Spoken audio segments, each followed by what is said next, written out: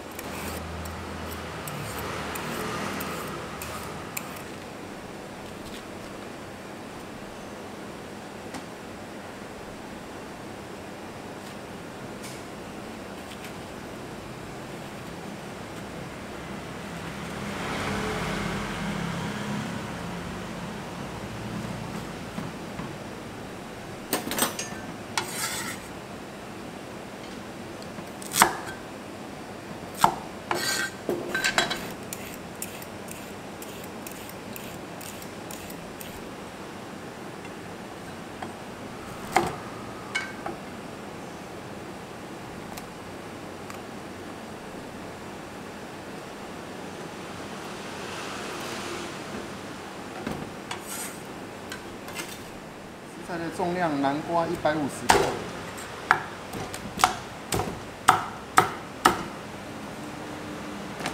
红萝卜50克，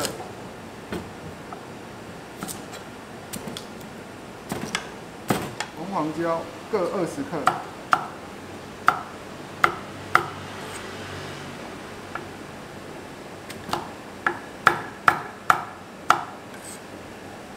好，接下来我们要来爆香。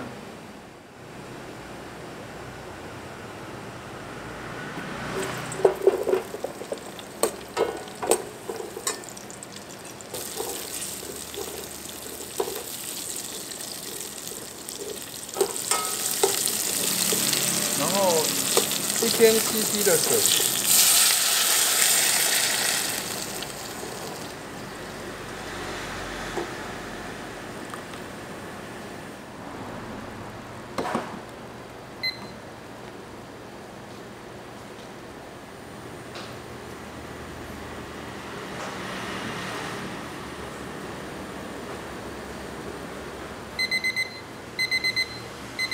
接下来要放盐巴。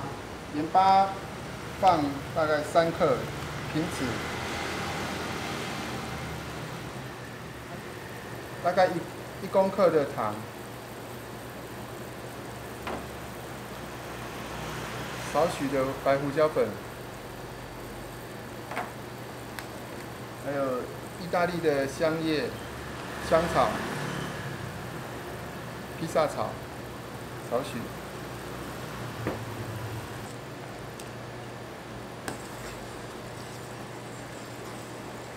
调味料放下去之后，大约1分钟就可以关火。